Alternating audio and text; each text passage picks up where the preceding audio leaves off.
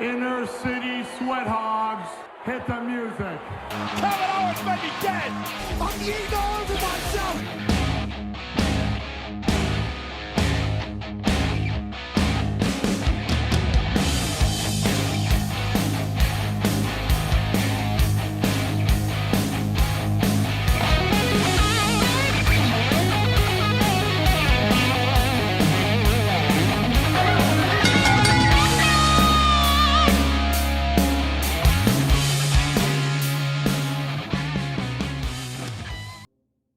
Promotional consideration paid for by the following. Step into a Slim Jim. Oh, yeah.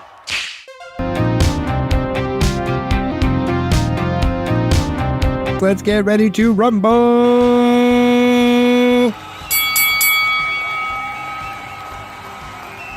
And welcome to our WrestleMania review.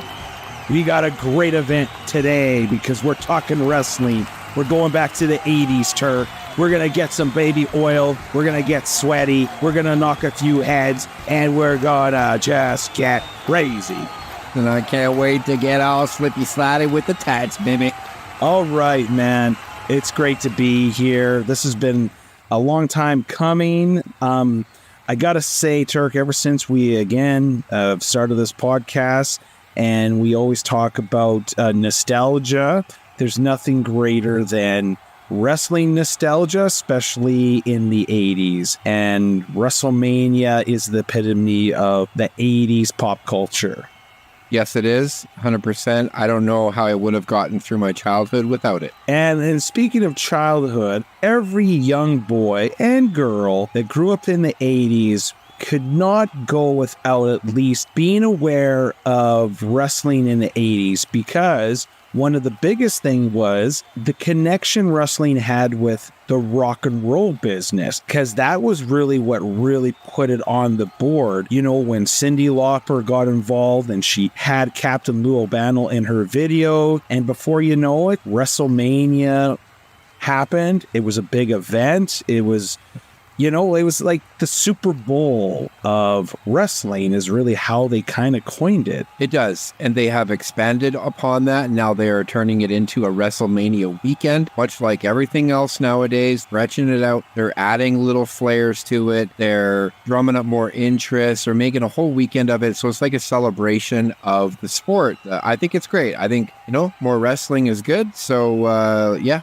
I'm excited. Yeah, because even if people are not really a wrestling fan, I think a lot of people are aware of WrestleMania. But to be honest with you, I never actually saw WrestleMania, the first one, until it actually came out on DVD. It was like one of those WrestleManias that I always kind of overlooked. Like, I was aware of it, but I was just like, I don't know if I want to go that far back, you know, when I was growing up. Like, I think I saw WrestleMania 2, 3, 4, and etc. But for whatever reason, this WrestleMania was one of those I never picked up on Coliseum Video, and that was the distributor of the wrestling back then. But I was like an adult when I first saw this. What about you? I've been doing some thinking and just trying to add up like my age and the numbers of WrestleManias and the year it came out and put it into my little head calculator, and I figured out that I think it was WrestleMania 1 that I did watch, because I knew where I was living at the time. I remembered where I was going to school and who my friends were. And then I realized, like, yeah, if it was any other WrestleManias, I would have been living somewhere else and I would watch it there. So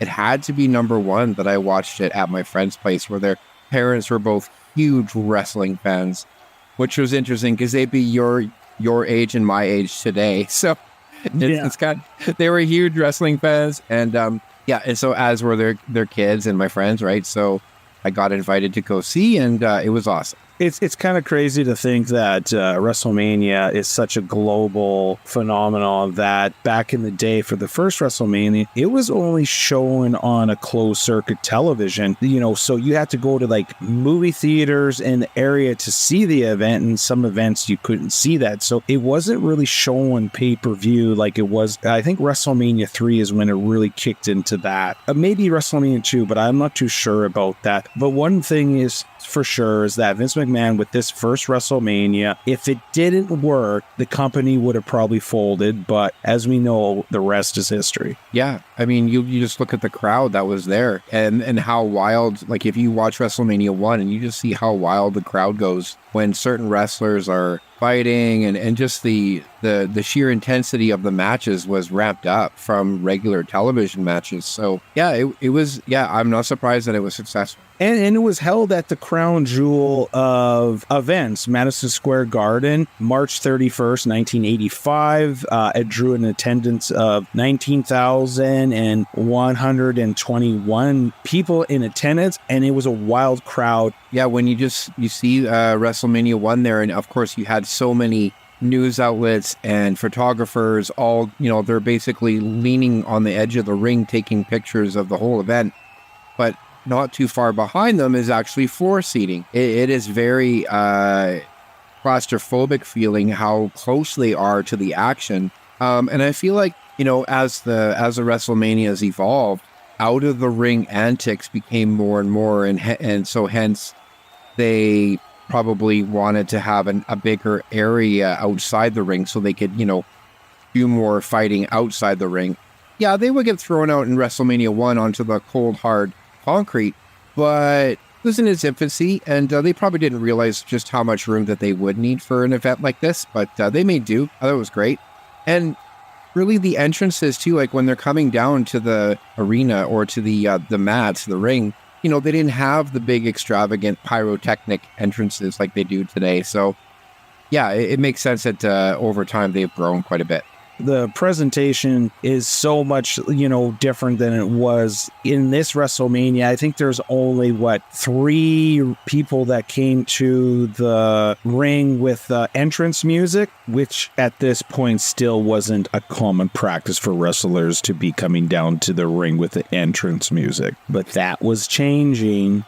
All right, let's get into the event and matches and how it all went down. On the card, there was 9 matches, showcasing all the talent that Vince McMahon acquired from all over the territories, and he wanted to go national with his WWF, of course now known as WWE, but he was in this big expansion, and he used the popularity with the music of MTV, Cyndi Lauper specifically, connected to the wrestlers Hulk Hogan, brought in Mr. T, and they cooked something really good, kind of led into it with 2 events, the Brawl for It All, and the score to settle the score with Roddy Piper versus Hulk Hogan. That's where Cyndi Lauper got involved. That's where Mr. T, and the rest is kind of like, here we are. It starts off really good. We see our announcers, Brella Monsoon's Jesse Ventura, and I love the pink suit that Jesse Ventura wears in this event. He is very flamboyant in his suit choices, much like Bobby the Brain Heenan. I love those 2 similarities between those 2 guys. I feel like Bobby and Jesse kind of emulate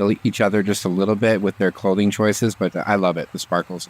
He was a wrestler himself. He kind of emulated superstar Billy Graham, and actually Hulk Hogan emulated him a little bit too, where the guy had muscles. He had the tie-dye stuff. Jesse Ventura would wear tie-dye, and he was a larger-than-life personality, and it was always interesting to see what kind of wardrobe he'd wear at these events. Then also what's so great about Brella Monsoon and Jesse Ventura, and what's missing today, is that they're former wrestlers themselves. And in my opinion, the best commentators were always individuals who were in the business, whether they were promoters, wrestlers, or managers. For example, Bobby the Brain Heenan, Brella Monsoon, Jesse Ventura, Jim Ross, Vince McMahon, Jerry the King Lawler. They were just fantastic. Every now and again, there was someone who came from the outside, but generally, I think people that were within the business made the best commentating team. In this one, Jesse Ventura is not necessarily a heel commentator at this point, but either way, the chemistry with him and Monsoon, I think, is off the charts in this.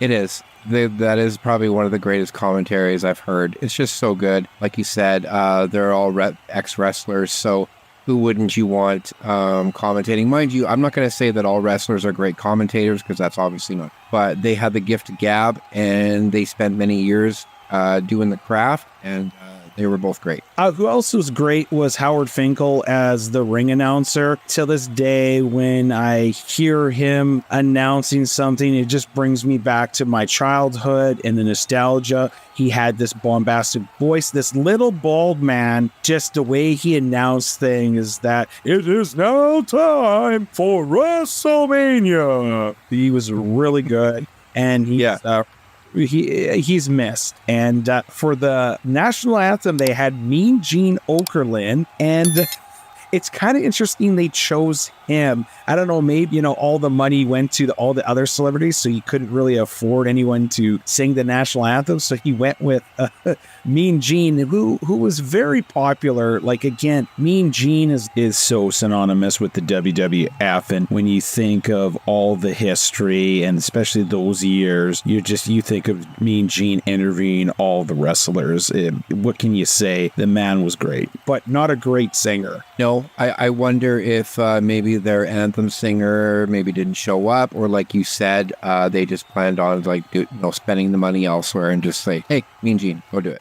Yeah, I could go do it. I like how Jesse Ventura says he's right up there with Robert Goulet. Yeah, that's awesome. Of course, Monsoon, he's just like, oh, unbelievable. Like, really? Yeah. Yeah. This WrestleMania doesn't really waste time after the national anthem, and it takes us kind of right to our first match, Tito Santana versus Executioner. With these matches, we would get the backstage interviews with Mean Gene, but you'd get Lord Alfred Hayes. You get almost two setups where Lord Alfred Hayes would be in the entrance, and then he'd be talking about like the match, and then they do pre-recording comments with Mean Gene Okerlund. This was like kind of the only WrestleMania they had this type of setup, and it was a little bit awkward. Yeah, it was. The cutting away from the live feed to the pre-recording.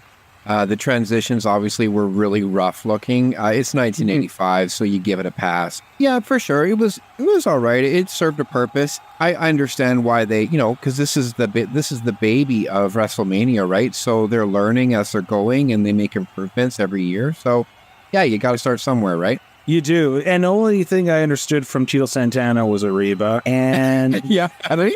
Yeah. And the Executioner said he's going to go for the leg. So no telegraph there. So that's all he's going to go for. So I guess maybe before the event, Tito Santana had a leg injury, or they were faking a leg injury. I do know that Tito Santana was the former Intercontinental Champion. He lost it to Greg the Hammer Valentine. So this match to me just seemed like, because Tito Santana was an up-and-coming star, it was more like to get the crowd into it and to kind of showcase Tito Santana, because really the Executioner, it just didn't seem they gave a F about this guy. He was billed from parts unknown. His weight was unknown. There's nothing known about this guy that he's that mysterious. Yeah, if he were on the shelf at a grocery store, he'd be known as No Name. The Executioner was actually played by Buddy Rose. He was a wrestler, and he wrestled, I think, in the AWA, and then he did wrestle in the WWE back in the day. He was kind of like this. He was like a version of Ric Flair. He was more or less a tub of shit, and he was kind of there just to kind of put other wrestlers over. So he was like an enhancement talent, basically. Just like he was there to put Tito Santana over. How ironic. Right on. Good for him. I like how in this match, Jesse Ventura calls Tito Chico. Right. Yes. Chico. You would not call him that today. That's just not politically. No, probably wouldn't. There's really not much to say with this match. It's just basically Tito Santana showcasing himself. It's not a surprise that Tito Santana won it. No surprises at all, fighting a nobody. So yeah, you got to go ahead and give him that. This was also just to kind of set up his continued feud with Greg the Hammer Valentine. His finishing move was the figure four. Figure four, yep. So it was rope to rope, cross body, flying forearm, figure four, rack up another win for Chico Santana. And this will now take us to our next matchup, and it should have had an hour time limit because it was a doozy. The Walking Condominium King Kong Bundy versus SD Jones. I know if you say it kind of fast, it sounds like STD Jones, but no, it's SD Jones as special delivery and not the other special delivery that you can get, if you know what I mean. Okay. At the time, this match ended up only being 9 seconds long, and I believe it was the quote unquote WWF world record for quickest match. Now, it's now 30, 40 years later. You know of a match quicker than this? No, I don't know. I know Diesel beating Bob Backlund for the WWF title was only 6 seconds, and I'm sure by now there's probably even been shorter matches than that. And they're always trying to beat their own records, just like in the Royal Rumble. There's always someone who sets a new record of being in the Rumble the shortest, so... But actually, the match was in reality 23 seconds. That's what's so funny about. Well, okay, that's true. Yeah, you're right. It's like a 9 seconds watch. You like really watch, and you're like, boy, that's a long. What was he doing? 1,001.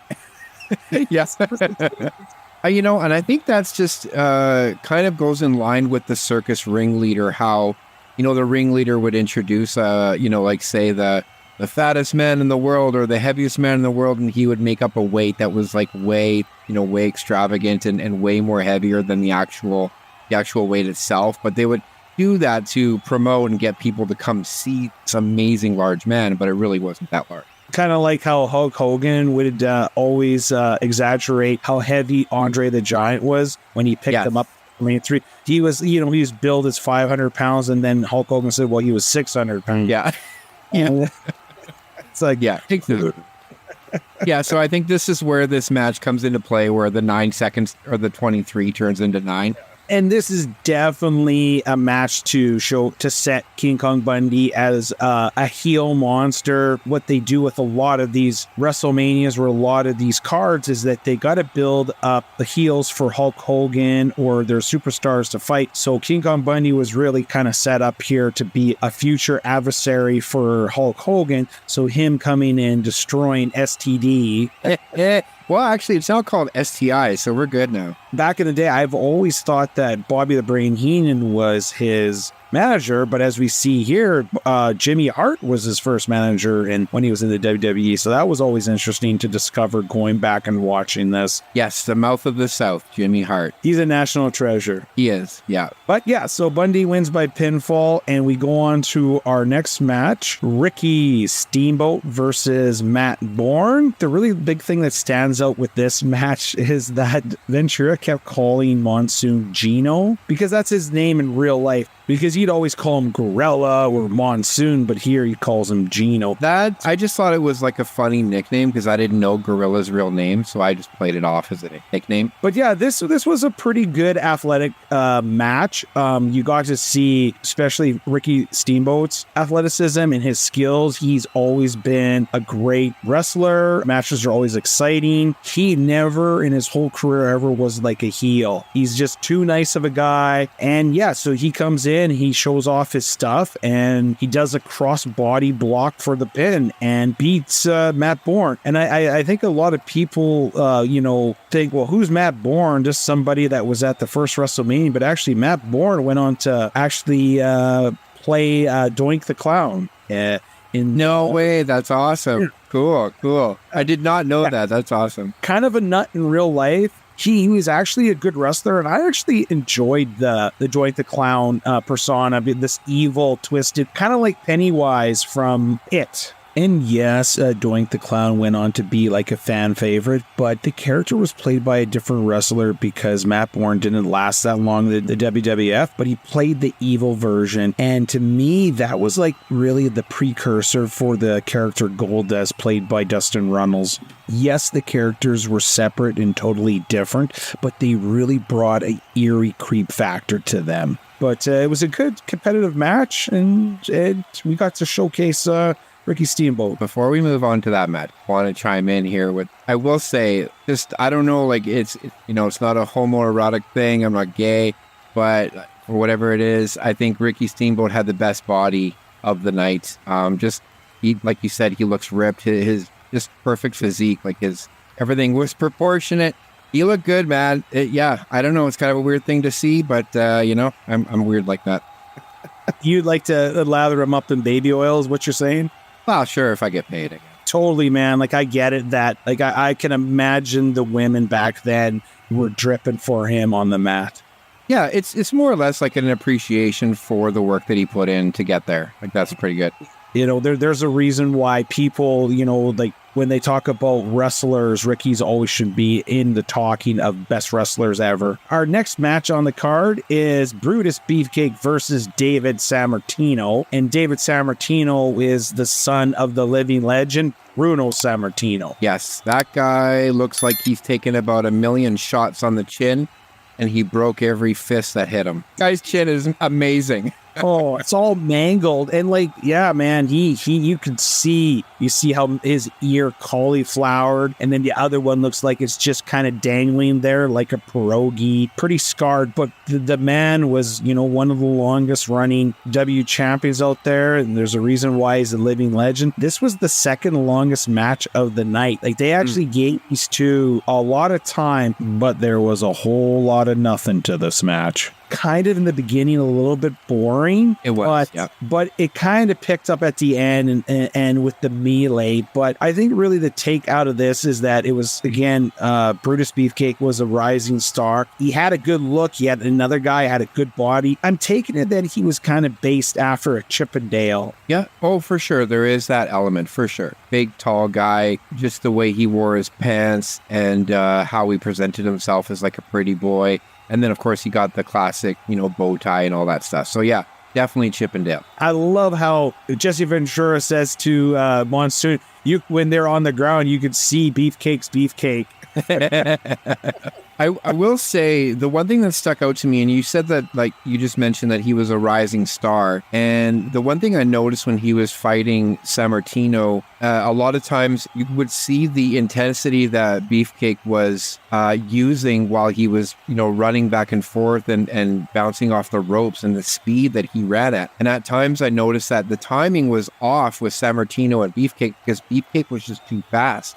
And so quite often I would see, you could see he made an adjustment to slow down at the last minute to try and make the move. And it was very noticeable for me. I caught it. Like, I was like, oh, damn, he had to slow down because Sammartino wasn't ready for that hit or for that clothesline or for whatever was coming. So you could see that the intensity of Beefcake was just like far greater than Sammartino. Well, Bruno Sammartino was in his 50s at this point. And when Bruno went wild and he was punching, you could really see that like his punches were off. Like he was out of tune there. So sure, Beefcake and Johnny Valiant probably got a few little bruises on them but the crowd really was into Bruno, and you kind of feel bad for David because, like, to me, he looked like a young garden gnome in there. Like he's not someone I'm like, I did not give a shit about seeing him wrestle. Like, I was more interested in Beefcake and what was happening with the commentary and Bruno himself. So it felt bad for David because what's even shittier is that Bruno had a falling out with Vince McMahon shortly after this. So that kind of ended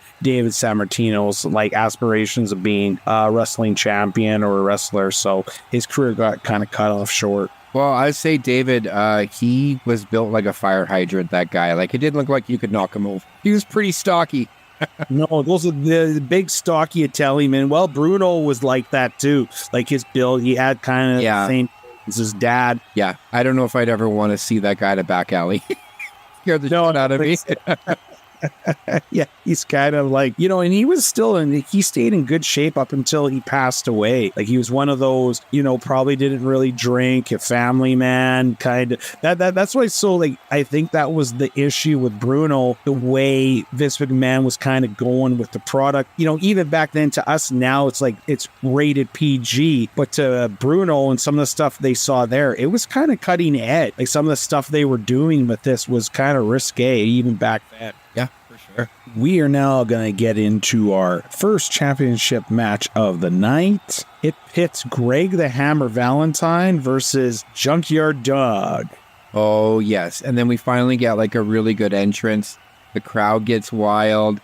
And that Queen song, Another One Bites the Dust, plays. And I'm already like starting to smile at this point because Junkyard Dog was one of a kind. Yeah, Junkyard Dog was huge. Like, I think outside of Hulk Hogan for baby faces, Junkyard Dog was like second. He was so popular, and like, but when he came in, the fans, and you could see that for this match at WrestleMania, people were pumped up for the Junkyard Dog. You know, no one else could crawl on all fours and headbutt his opponent like he could. Oh, so funny. You never saw that. Like, you'd see wrestlers do like headbutting, or they come off the top rope, but he go on fours like a dog, which like, it's funny thinking about today, asking, hey, this is what you're going to do. A black man get on fours, bark like a dog, and headbutt people. Like, you wouldn't conceive it today, but back then, that was part of his gimmick. And like, he had the hardest head, and the gimmick of it is that his head was so hard, like when they tried to headbutt him,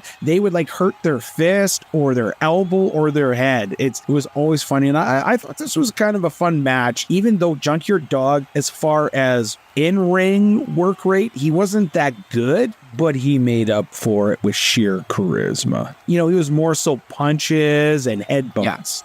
Yeah, well, for sure. Technically, no, he wasn't like very good, but he got the job done. His character, I think, stole the show, and just his overall like positivity in the ring and his antics, I think makes up for what he lacked. And I think the chemistry with the technical prowess Valentine, who was a good wrestler and he knew how to sell, I think he really made Junkyard Dog look good. So this was a fun match. And I liked the stalling in this match where Greg was going to leave and whatsoever, but I enjoyed that. And Greg really did it. And I like how he used the ropes, because he's like, as a heel, he has to cheat to win. Yes.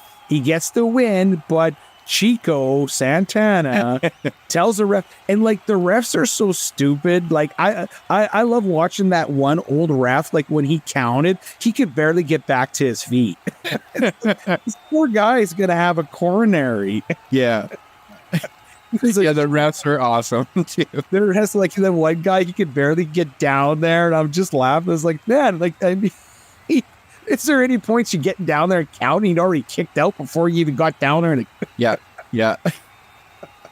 It was a DQ finish. He didn't beat Junkyard Dog, so everyone kind of kept their heat in this. And like, yes, Valentine lost, but he didn't lose the title, so he continued his feud with Tito Santana, and Junkyard Dog still looked good. So it was one of those. It was, I like that. I know a lot of people always want to finish, but I like some of those, because that was the same with the Beefcake and San Martino was a double disqualification. Probably they were trying to keep them strong because they're young and up and coming. So do you want to beat them? One looks weaker. You want to keep them strong. So, and I think this is another one of those where it was a DQ. Junkyard Dog won, but he didn't win the titles. You know, to Jimmy Hart on that, because I just noticed that, you know, at the end of the match where Junkyard Dog gets distracted by Jimmy Hart, goes over to the ropes and he gives a talking to Jimmy Hart, and then Valentine comes over to try and hit JYD, but he misses JYD and hits the Mouth of the South. And Jimmy goes down and he falls off the ring and he lands like flat on his back on the concrete and like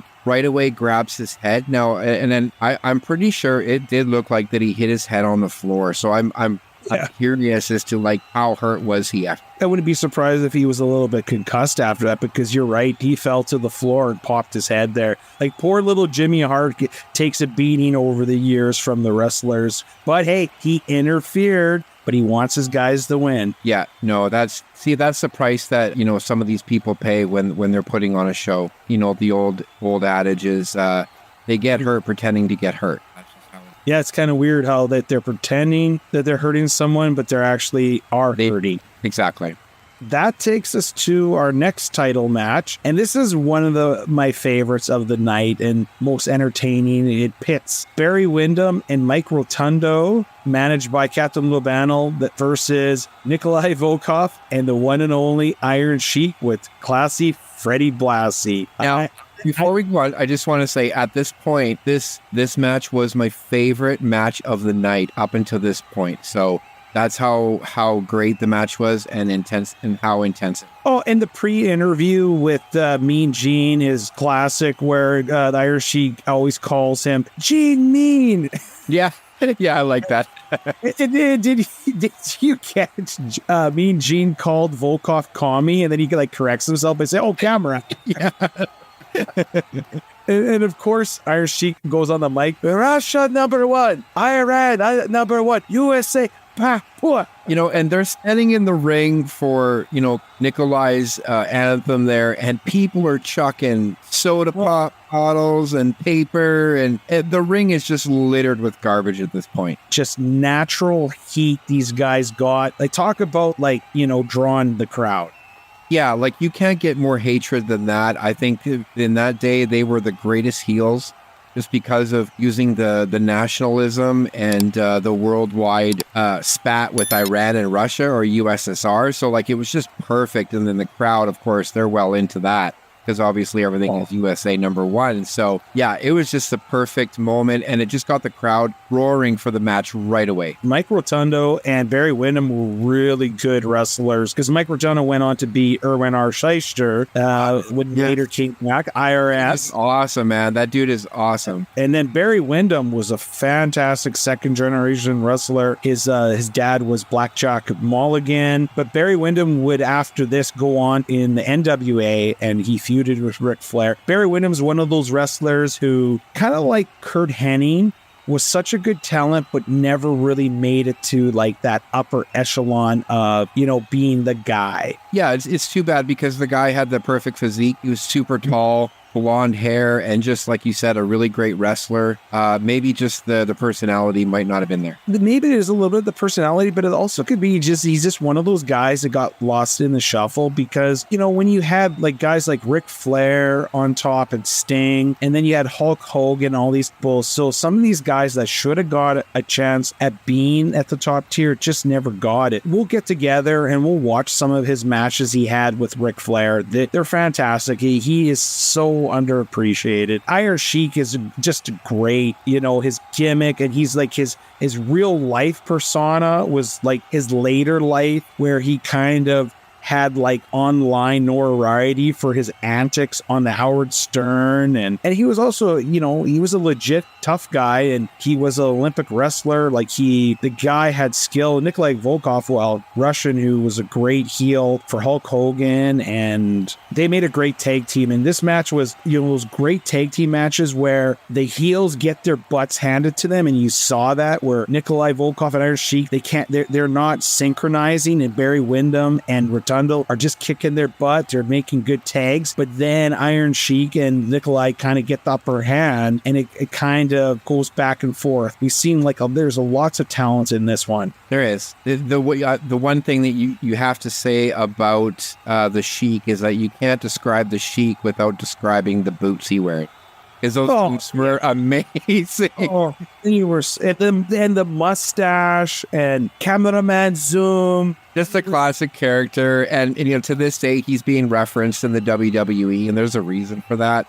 And that's because he was so, so good. He was the guy that Hulk Hogan took the title from. He'll always go down, and he was a world champion. And maybe he was a transitioning champion, but either way, it's great to see them talking about him. His place, he's a Hall of Famer. And same with Nikolai Volkov. These guys were part of my childhood. And this was just a fun match. And it got crazy in the melee, and they took the cane of Classy Freddie Blassie, and they cheat to win. That's right. That's what they do, man. They're baddies. And this is a perfect one where you could have went with the good guys winning, but this longer lasting having these two win the championship, and they did. It was a fun old school tag team match, and the build up and how it ramped up. And then the backstage interview was a classic where they're sweating and they got the belts, and Mean Gene is accusing Blassie of the cane, and he's asking him where the cane is, and Blassie's like, there never was a cane. Yeah, it's funny. What cane? What are you talking about? Yeah, because you broke the cane over his head. I like that Mean Gene. He would just always call out shenanigans. He's like, you guys are doing some funny stuff. And they're like, what are you talking about? It's just classic. Mean Gene was so good. He elevated the wrestler to not only doing his job as the interviewer, but he set them up. Yeah, honestly, my hat goes off to Mean Gene. I don't know how he keeps a straight face with all that bullshit going on around him, I would be bursting out laughing, and there's no way I could keep my composure. That's a talent in itself. You imagine with like the Iron Sheik, but also like trying to keep a straight face with Macho Man Randy Savage when he's like doing his cocaine fueled. Oh, geez. Yeah, what I mean, like, oh my God, I would be losing my shit. Yeah, that's a talent that not everyone can do. No. But now we have our first of our big 3 matches, and this one is kind of is really your first WrestleMania gimmick match, where it's the $15,000 body slam challenge, which, like, in hindsight, and really when you think about it, is like, how the heck could actually, I know Big John Studd's a big man, but just looking the size difference between him and Andre, why in the right mind would he think he could easily slam Andre in this? I mean, if Hogan can do it, I feel like he could. Big John Studd was a big dude, and I don't think he was that much weaker than Hogan in reality. So, I think he probably could slam him. I guess really what I'm saying is, if I was a betting man, betting that type of like money on slamming, that's not really like a good odd. Like, I'm not saying he couldn't slam Andre, but betting that come on. That's why I was like, oh yeah, that's true. Yeah, you're right. Yeah, it's fun. It's fun either way. But one thing I noticed in this, because I always liked Big John Studd back in the day. Again, I when I remember wrestling, I remember Big John Studd, Roddy Piper, Iron Sheik. But I was kind of surprised when he came to the ring. There was barely any heel heat on him in this. Like you saw in the match before with Iron Sheik and Nikolai Volkov, they had tons of heat where they were throwing shit in the ring. Where this one, for the heel, John Studd got barely any reaction. Things picked up when Andre came to the ring, and that's no surprise.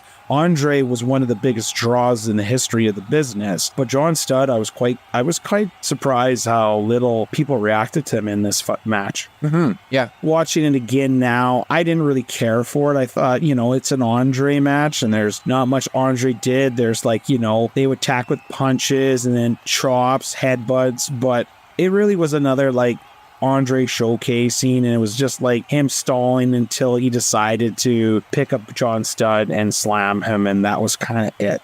It was like you said, a gimmick match, but I think it was just a time filler, this match, to keep the night going, and like you said, to showcase Andre and on just his sheer size and what he was able to do, to prop him up and whatnot. So yeah, it was just one of those filler matches. And I think it would have been better if it was like, maybe 2 or 3 minutes shorter. Like it was a 5 minutes, close to 6 minutes. And they could have cut the time down. But I'll say this, there was a big ovation when Andre did slam him. So I guess the fans were into it, because when he slammed Big John, people were losing their shit. And people were throwing lots of stuff here too, because of course Bobby the Brain Heenan's in there, everyone's favorite heel manager. So it was pretty cool. Andre was throwing the money to the fans, but quick thinking by the Brain, he came and grabbed it.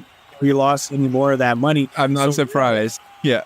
So really, Andre, didn't really make any money. Oh, he didn't care. He's like, I didn't care. Yeah, that takes us to the female match. The World Championship title is on the line with Leilani Kai with the fabulous Moolah. Try to say that fast 3 times. Yeah, no doubt. Versus Wendy Richter. And of course, she had a little bit of help from Cyndi Lauper, who was in her corner for support, because girls just want to have fun. To get Cyndi Lauper to participate in WrestleMania was such a big deal. She was, back in the day, was super popular, and the mainstream press they got with this. She was in this match, but before she was with Hulk Hogan, Mr. T, Captain Lou Albano. She was feuding with Roddy Piper. Like she was really integral with this WrestleMania, and it was cool that she seemed pretty jazzed up to be in Wendy Richter's corner. Yeah, they came out with girls just want to have fun, so the crowd was going crazy here. Though the match was kind of sloppy, don't you think? It was in the yeah, I agree. The ending I thought worked out though, but for the most part, the match was a bit. Women just at that point weren't as involved as they are today in the athletic and skill level. Like, I mean, they did the best they could, and like, I mean, hey man, I gotta say, Wendy Richter, boy, she had some thick legs. Yes, she looked pretty good. And I will say that the hair pulling was pretty insane in this match. I believe one of them flung the other strictly by their hair, which was amazing. I'm like, how does your hair not fall out? Yeah, I don't know. On a side note, Tom Petty was sitting front row for that match, by the way. Really? Yeah, That's a random trivia. I know. All right, John, that up there. WrestleMania brought all the stars. It did. The match was a showcase for, there was a feud going on with Randy Richter with Fabulous Moolah, and it kind of ended with her protege, and she won the world title back, and it was kind of a feel-good moment when she did that with Cyndi Lauper. This was kind of the swan song of Cyndi Lauper kind of with wrestling, because I don't think she was at any more events after this, because and she even went on record to say that she was kind of caught between, she's doing this wrestling, but she really wanted to focus on her music, because, you know, like that's why she's there, is to perform and to sing and to create. But did you notice in the post-fight interview that her lipstick was just smeared on her teeth when they were talking? They're all sweating, but Cyndi Lauper's like, oh my God, all that makeup. I did notice that. Yes, yeah.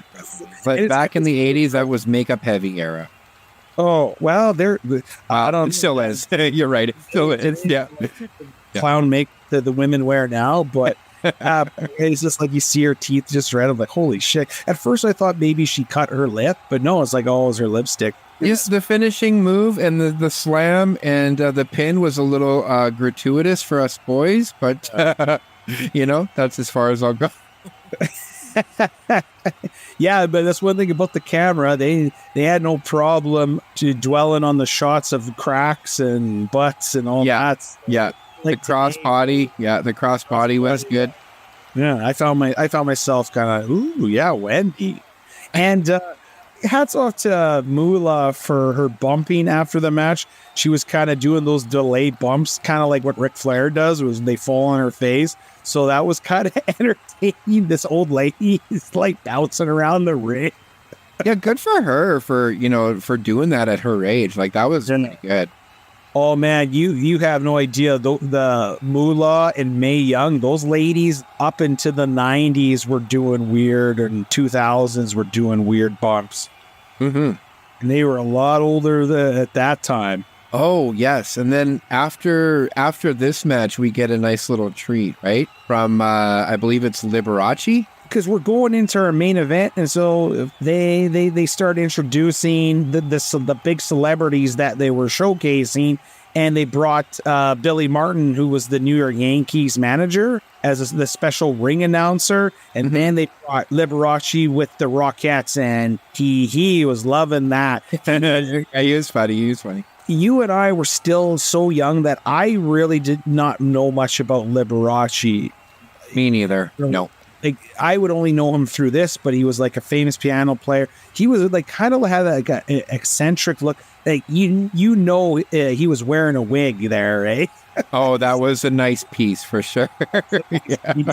He was a big, broad, when he was young, built dude, and he loved the lavish lifestyle. Like, he lived kind of like king and stuff, and you just see how he kind of act. Like, he was enjoying that with the Rockettes. And those Rockettes, I wouldn't mind being with them either. Me neither. No, he looked good. And then they brought the one and only, the greatest of them all, Muhammad Ali, as a special guest referee outside of the ring. Yeah, he got lots of cheers there. And you could see even at that time that the Parkinson's was kicking in.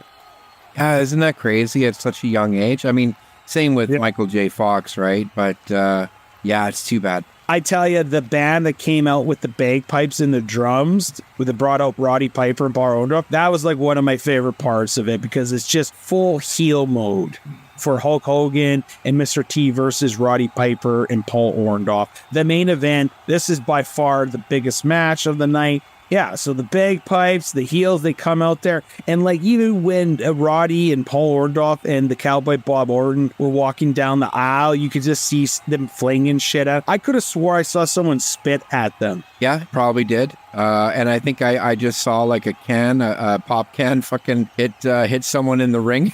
So yeah, shots everywhere. Oh, like just the perfect heel. Like Roddy Piper and Paul Orndorff, especially Roddy Piper, man, he was the perfect villain at that time, and to be counter to Hulk Hogan and Mr. T. To some degree, I think he's a little bit underappreciated what he brought for that main event. Yes, absolutely. And seeing Mr. T in there amongst the wrestlers, it was so weird because Mr. T wasn't as big as I thought he was, because seeing him on TV like the A-Team, I thought, oh, this guy's huge, he's big. You know, he is the brooding force of the A-Team. And then seeing him in the ring amongst wrestlers, and I'm like, hey, wait a minute. He's not that big. So they really did a good job of making him look really big on the TV show. But then when he's next to Hulk Hogan and, you know, the rest of them, it's like, wow, he really is being towered over. Yeah, he was like the smallest guy in the ring, and he was quite limited in what he could kind of do, and I think the wrestlers really worked around him. And apparently him and Roddy Piper, and I think Orndorff, they had real heat. Like, they did not like each other, especially Piper and Mr. T. They hated each other. I don't think they buried the hatchet until like WrestleMania 30 or something like that. Like because like I've seen interviews where Roddy Piper would still say, I don't like the guy. And I guess Mr. T almost like they were worried that Mr. T was gonna like just book it, because he was worried that, because he's Mr. T, right? He was in Rocky 3 as Clubber Lang, this badass. He's on the A-Team, one of the most popular shows on TV, and he plays a badass. He was worried that, you know, he would have been maybe, they would have kind of ruined his reputation if they went kind of like old school wrestling. They shoot on him. So he was worried that Piper and all them were going to make him look bad. So they weren't even sure that he was going to make it to the event. And you know, this is Hulk Hogan too, how he tells the story. So you don't know truth is, but sometimes Hulk Hogan does tell the truth. So he's not always lying. Yeah, exactly. He, you know, there's got to be some. Right? Build up for this match was fantastic. Like the promos, the vignettes, and what they did, it was top notch. I remember as a kid, like I would see like Hulk Hogan and Mr. T. They're at a grocery store and they're making like a protein shake. They're running, they're training, and Piper. And there's like one segment where Piper and Orndorff are talking to Mean Gene, and they step outside of the gym, and Piper just starts beating some guy on the street, and they start kicking him. It's like, so it's phenomenal what they did. And then here we are in the match, and like you could just see the crowd like just watching it. There's like how loud the people in Madison Square Garden were going nuts, and you knew the biggest guy there, the most popular guy there, was Hulk Hogan. Like there was no doubt about it. Like every move he made, everything, like just even like a facial or anything, people were losing their shit for Hulk Hogan. Yeah, it was great. The antics they used in the beginning to even get the match going. You know, Hogan started off in the ring, but then he's like, wait a minute, no, T, you're getting in here, and I'm going to tag you in right away. And like they haven't even started fighting yet. So the antics have already started. The crowd is wild. You know, the teams are in each of their corners, and they're getting themselves pumped up, and they're hugging each other like, let's go, this is the championship. You know, like it was a really great start to the match. I like that, where that's like psychology and that faking out, and it's like, you know, the one guy comes in there, but you're like, no, tag him, I want him, and just playing mind games. I like how that they did really good, because this match, as fun as it was a little bit disjointed too, because a lot happens in it. So a lot of it's like, what's happening? Because there's running around, because you got Jimmy Snuka on the outside, you got Bob Orton, and you got all this stuff around the ring on the steel floor, and you got the commentary. So when they were outside running, like they were tripping over stuff. There was all kinds of things happening, but it was also when they got it back into the match, they did some mat wrestling, they did some brawling, and then they kind of showcased, kudos to Roddy Piper, he allows Mr. T to look good, where he put him in a fireman's carry. And that picture is an iconic picture that you see Mr. T with Roddy Piper in a fireman's carry. And they beat up Mr. T, then Hogan comes in there and he starts cleaning house, but then they get the jump on him, and it goes back and forth. And then they bring in a Muhammad Ali, and man, at some point it looked like Muhammad Ali was really swinging at them. Yeah, he looked really intense there. I was like, oh shit, he's looking to hit somebody. Who thinks this is legit, real or what? Yeah, that's Rumble in the Jungle. Like, I thought he almost got Bob Orton there. He chased Bob Orton. Bob Orton got out of there real quick. Yeah, yeah, you don't want to get hit by Ali. Then the antics where they do the double noggin knocker, and, you know, Hogan will do his moveset, his atomic elbow. Of course, they got to draw heat, so then Roddy Piper and Orndorff, they got the upper hand. So we the main event to really rally the people in the audience behind Hogan and Mr. T. Because when they did the hot tag, people went bonanza for the hot tag. Yeah, and right after Ali and the shenanigans get going, of course, Orton and Orndorff and Roddy, they leave and they're like, fuck this, we're out of here. You know, they're going to the locker room, and then the ref is starting to count them out.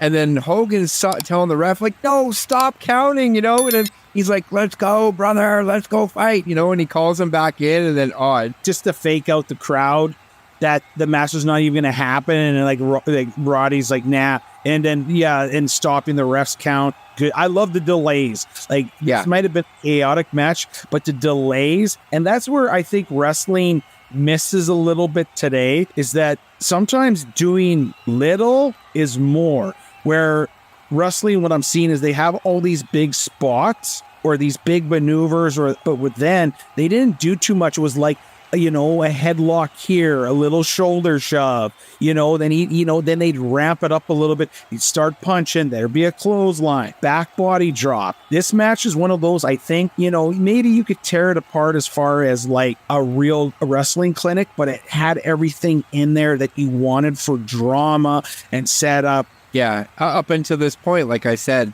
the Nikolai Volkov and the Sheik match was my favorite of the night. And then I saw this one and I was like, yep, this is why these guys are headlining. And then the match ends where it really ramps up, where all chaos ensues. Everyone's running around, and then they try to do the old cheat to win, where Cowboy Orton with his broken hand that's been broken for 5 years. They try to steal one, and then he ends up knocking out their partner, Orndorff, and then Hogan gets the pin. And the match is over. And that shows you, like, even just the long-term thinking, dude, but they're going to first turn Orndorff babyface. Yeah, that's right. Because when he took the pin, Roddy and Orton left him high and dry. I could have swore Roddy basically, did he just, like, blow his nose on Orndorff because Orndorff was the guy that lost the match for them or something? But he did a little gesture in the ring, and then he got out of there that he's like, yeah, something like that. Like, yeah, no one was better at being so vile than Rowdy, because Rowdy was at it. So I don't know if you like if that was part of the shtick, or like was he really doing that? I don't know. Like, this match to me is like was everything that was good about the mid 80s. It had everything I wanted as a kid watching that. When I watch it, it brings the kid out of me. One of my favorite parts at the end was when, like you said, when Orndorff came to and he was like, what's going on? And all he sees around him is Hogan and Mr. T, because, you know, his boys left him. And so he was like freaking out, and you can see Hogan and Mr. T kind of extending their hands to say, hey, brother, it's okay. Like, we're here. We're not going to hurt you. You know what I mean? Like, and he was just freaking out, and he leaves, and it was just like a really cool moment. After the match, for no reason, Roddy Piper decks the referee. Yeah. To see Ali, Liberace in there, and they're all cheering the winners. That was a great moment too. It was a great night. It was awesome to see the final match. It was well deserved, and the energy was great. It left you wanting. This was the shortest WrestleMania out of all of them. It's only like 2 hours and some. So as we know now, WrestleManias, there's a 2-day event. So it's kind of crazy that, you know, 2.5 hours, you can kind of watch a 9-match card. It moved along pretty good. Like you said, there was technical kind of glitches, like little small ones, and some awkward pauses, because there was one point where there's a shot of the crowd and Gorilla Monsoon's like talking about it, and he goes, okay, we're going to go. And then there's like this dead, awkward silence, and he's like, okay, then we're going to go to Lord Opera. A miscue or something. So there was some stuff there that needed to work on. But I think as far, like, especially back then, I could imagine how people would be so jazzed up about this event. 40 years later, watching it and talking about it with you, I get kind of goosebumps and how cool it was and how much fun it is to watch this and go back in a time machine and watch the stuff because we grew up in it. Yep, it's great to revisit it. Okay, so at the end of these WrestleManias, because I do believe that you and I are going to continue to cover more of these WrestleManias, obviously in numerical order, and we would like to have a little bit different element to it, and that's just basically give a top 5 of the show, and the categories are as follows. Number 1 would be the best match, our favorite match of the night. Number 2 would be our worst match of the night. Number 3 would be our best promo. And number 4 would be our standout performance. So that could be anybody who you thought maybe did better than you thought they would. And number 5 would be the worst promo. So we're going to go with those categories. So the best match of the night, according to you, what do you think? Okay, well, like I said before, and I, obviously teased it, the best match of the night was the Sheik and Volkov, but when I saw the Hogan and Mr. T match, that changed my mind. The energy was much higher. I believe it also helps to have really good opponents. Paul Orndorff and Roddy Piper were probably the best opponents you could have got. So for that reason, it was an all-star match, in my opinion, and they all, for me, they all did a great job, so I was very happy. All right. I think my best match of the night, I'm going to stick with the Iron Sheik and Nikolai Volkov versus Mike Rotunda and Barry Windham. And why is that I thought this was a very fluid match? Like, I thought the way it started and how it ramped up, I felt like there was nothing was really disjointed or awkward, because where I thought with the main event, sometimes there was too much going on where there was some missed marks by like Mr. T and some of the other wrestlers, where this one, I felt like they hit it on all marks. Everyone in here was smooth, and I thought the Captain Lou and Freddie Blassie, when they needed to do their thing and take some heat, they did it. So that's why this match is still, I think, my best match of the night. I just think overall it had everything and it had no blemishes, where the main event had some blemishes. So that's how I kind of rated it. Okay. Yeah, that's good. I mean, like I said, at one point it was my favorite, so not a bad choice. Number 2, we'll go with the worst match. And my pick for worst match is the King Kong Bundy 9-second match, or 23, however you want to look at it. Just because literally there was nothing there. I would have taken anything over that match. I think just people get to see King Kong Bundy, and that was about it. And it was over before you could blink an eye. So for that reason, it's my worst match of the night. That match is a squash match, and it had a different role it was to showcase King Kong Bundy. Yeah, just because there was no substance to it. Okay. My worst match is actually a tie, and because I can't pick which one, but I think the Wendy Richter versus Leonie Kai and Andre the Giant versus Big John Studd, I think those are turds. I thought that watching these ones, I found myself bored, and the sloppiness, and you kind of saw the limitations of everyone involved. Andre needs someone to work around his size and limitation. And Big John Studd is just not that guy. He is very limited. He's a big man himself, and his skill set is very limited. Someone who's very mobile and can work and sell, and it actually enhances Andre when he sells, can make Andre have a really good match. Now, Hulk Hogan is not the greatest wrestler out, but he could sell really good, and he made Andre look really strong in their match.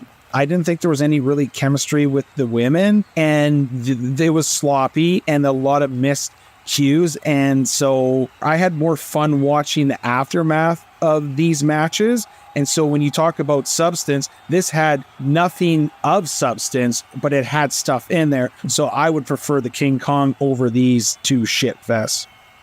Okay. Moving on. Number 3, the best promo.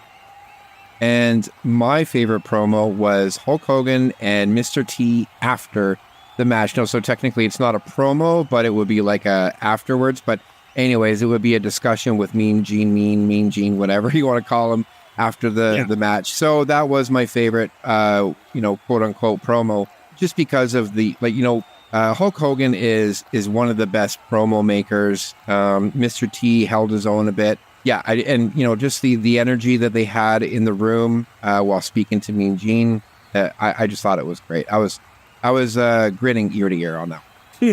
That's a good choice. I mean, no, who can argue with that? Hulk Hogan and even Mr. T, he was good at talking. So, but I'm gonna have to say my favorite promo was the Iron Sheiky baby and the Nikolai Volkov, the man with the best anthem when he sings. I thought their pre-fight promo was fantastic, and their post-fight and the antics. And the thing is that maybe it's because I love heels and just seeing them, Russia number one, Iran number one, and Gene Mean. I eat that stuff up. So yeah, on a technical and like word for word, Hulk Hogan's better than these guys. But I was eating up everything they did. So those are my favorite promos of the night. That's awesome. Yeah, no, definitely not a bad pick. Okay, number 4 would be standout performance.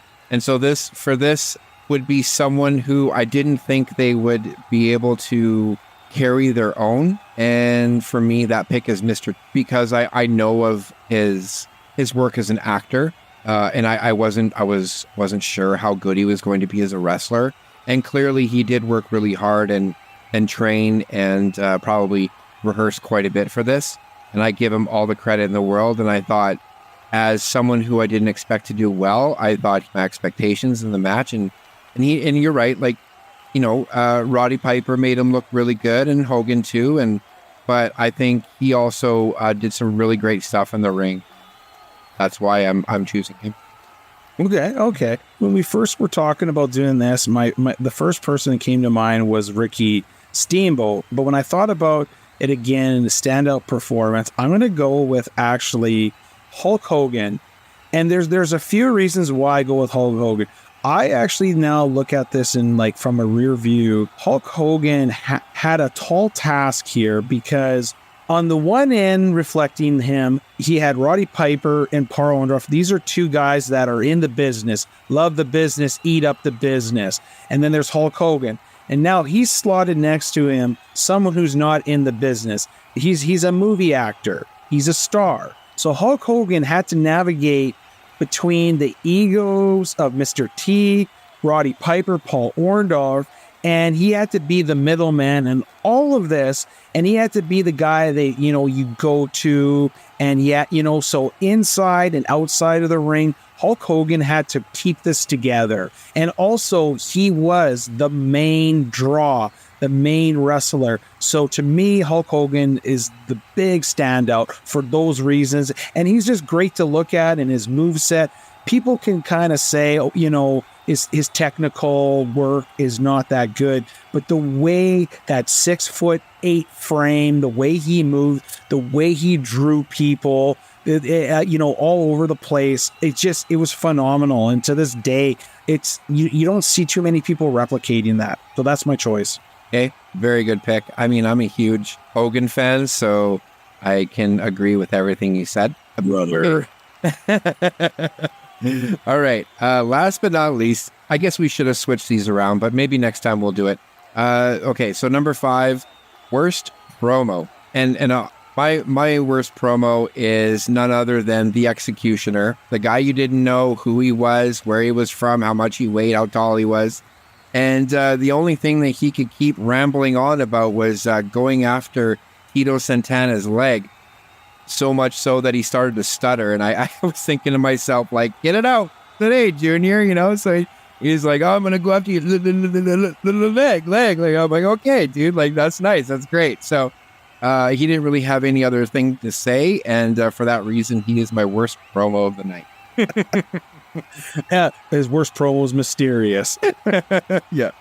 Well, my worst promo on the night is STD man himself, Special Delivery Jones, because when they did the preview here, I wanted King Kong Bundy to squash this guy. You could tell this guy was not really there for his promo skills. He had nothing to say. Like, at least with the Executioner, I like the fact that he said something stupid like, I'm just going for the leg. And Tito Santana just saying a Reba was way more than Special Delivery Jones could say. He, said nothing. And so when he got squashed by the big man, I was happy. So fuck you, ST. But yeah, if he's still alive, we're sorry. Well, that concludes our top 5 of the WrestleMania 1. What did you think of the finale and the show altogether? Overall, it lived up to expectations. I think, obviously, I was too young to really remember it, but watching pretty special at the time. And I thought that the main event especially delivered. It was listed. It was on the card that this is going to be a big match. And I think, a fan of Hulk Hogan and all these wrestlers, you shouldn't be disappointed. So I was really happy for this event for the first WrestleMania, because I think after this, they learned so much more after they did this. And you see that in the subsequent WrestleManias. What did you think? I thought it was great, having 35 plus years or almost 40 years go by after seeing this again as an adult and thinking, oh, this is going to be a snooze fest, because we're used to such different standards today, and whether it's like filmmaking or sports or athletics and even current day wrestling.